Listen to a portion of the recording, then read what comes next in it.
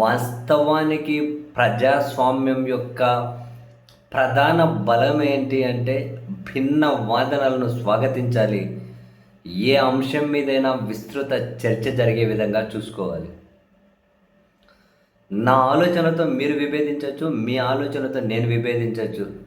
But రెండిటి మీద అర్థవంతమైన చర్చ జరగాలి.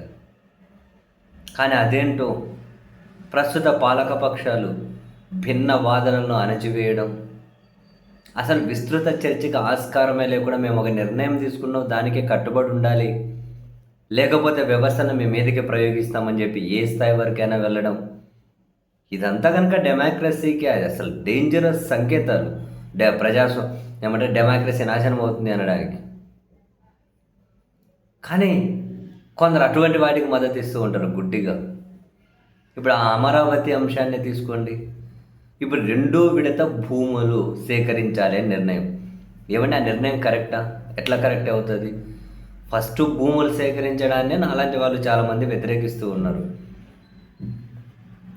సెల్ఫ్ ఫైనాన్సింగ్ ప్రాజెక్ట్ అని విదేశీ బ్యాంకుల నుంచి అప్పులు తీసుకొని వచ్చి విచ్చలవిడితే 2వ విడత భూ సమీకరణ.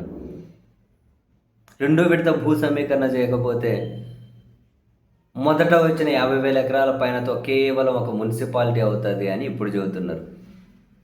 నాలాంటి వాళ్ళు పదే పదే ఏం చెబుతున్నారు? మరి ఇంతకుముందు మీరు చెప్పారా? ఎన్నికలకు ముందు మీరు చెప్పారా? నాలాంటి వాళ్ళే కాదు, తెలుగుదేశం పార్టీ సొంత మనుషులుగా భావించిన వాళ్ళు, చంద్రబాబు నాయుడు గారికి అత్యంత సన్నిహితులుగా భావించిన ఐపీఎస్ మాజీ ఇంటెలిజెన్స్ చీఫ్ ఏపీ వెంకటేశ్వరరావు గారు లాంటి వాళ్ళు కూడా ఈ అమరావతి 2వ విడత భూసేకరణ మీద ఆలోచింపదగే విధంగా వాళ్ళు కూడా వ్యాఖ్యలు చేస్తూ ఉన్నారు. ఎవరికైనా మద్దతు ఇవ్వచ్చు, అది వేరే విషయం. కానీ కొన్ని కీలక సబ్జెక్టులలో ఇప్పుడు ఏపీ వెంకటేశ్వరరావు గారు ఏమన్నారు? అసలు నాకు అర్థం కావట్లేదండి. 2వ విడత భూ సమీకరణ అంటే దేనికోసం? మొదటి విడత భూమి మున్సిపాలిటీకి మాత్రమే సరిపోతుంది, మేము 2వ విడత భూములకు వెళ్తాము భూసేకరణ, కానీ వీళ్ళు ఎన్నికల ముందు చెప్పారా? ఆయన సూటిగానే అడుగుతూ ఉన్నారు. ఈ ప్రభుత్వం ఎన్నికలకు ముందు చెప్పిందా? సరే, మాకు ఆర్థిక కష్టాలు వచ్చాయి, మేము అనుకున్న విధంగా భూముల రేట్లు పెరగలేదు, కాబట్టి ఇంకా కొన్ని భూములు కావాలి అని మీరు అనుకుంటున్నారా? జనానికి చెప్పండి. అది మీరేది జనానికి చెప్పకుండా మీకు కావలసిన పత్రికలతో ముందే ఏదో లీకులు రాయిపించేసుకొని భూమి తీసేసుకొని పోతామంటే ఎట్లా కుదురుతుంది? అండ్ ఇంకొకటి ఉంది, సేమ్ ఇవన్నీ తనే అన్నారు ఏబీ వెంకటేశ్వరరావు గారు. ఇంకొకటి ఉంది, అంటే ఇంకొక సబ్జెక్టు. కొందరు ఏమంటారు, భూములకి ఇచ్చే వాళ్ళకి లేని మీకేంది నొప్పి అంటారు. ఇదేందో నాకు అర్థం కాదు. భూములో ఎవరో ఇస్తున్నారు, తీసుకుంటున్నది ఎవరు? ప్రభుత్వం. ప్రభుత్వం అంటే ఎవరు? ప్రజలు. అంటే రాష్ట్ర ప్రజలందరికీ ఇందులో స్టేక్ లేదా?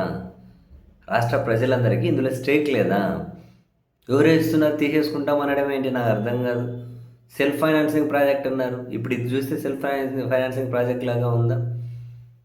ఇప్పుడు 2వ విడత భూములు ఎందుకంట అని అంటే స్పోర్ట్స్ సిటీ కడతారంట, రైల్వే స్టేషన్ కడతారంట, ఎయిర్పోర్ట్ కడతారంట. అమరావతిని 30 కిలోమీటర్లు పోతే అంతర్జాతీయ విమానాశ్రయం ఉంది గన్నవరం. మరి కొత్తగా ఇక్కడ ఎయిర్పోర్ట్ ఏంటి? అవసరం పడిందా? ఏంటి అవసరం చెప్పండి జనానికి. ప్రజాస్వామ్యంలోనే ఉన్నాం కదా, మీ ఇష్టరీతి నిర్ణయాలు తీసుకోవడం ఏంటి అన్నారు. 100% మనం యాక్సెప్ట్ చేయాల్సినటువంటి వర్డ్స్.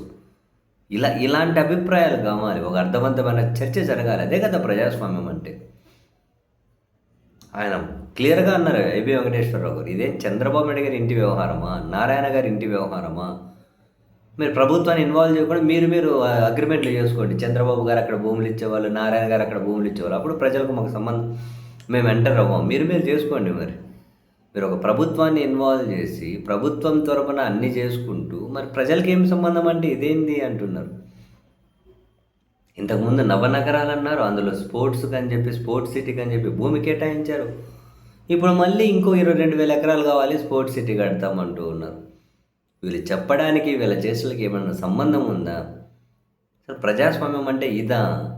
వీళ్ళు ఏం చేయాలనుకుంటున్నారు? వాళ్ళ పత్రికల ద్వారా లీకులు ఇచ్చి అది చేసుకుంటూ పోతారా? జనాలు ఎవరిని ఇందులో భాగస్వాములు చేయరా అని. అర్థవంతమైనటువంటి కామెంట్స్. ఎవరైనా ఏ అంశం మీదైనా కూడా ఇలా అర్థవంతంగా ఉండాలి. దేన్నైనా మనం విభేదించవచ్చు, దేన్నైనా స్వాగతించవచ్చు, ఒక అర్థవంతమైన చర్చ ఉండాలి. కానీ ఇప్పుడు అర్థవంతమైన చర్చ అనేటివే లేకుండా పోతూ ఉన్నాయి. ఎవరు ఏ అంశం మీదైనా వ్యతిరేకించేస్తే అయిపోయాయి.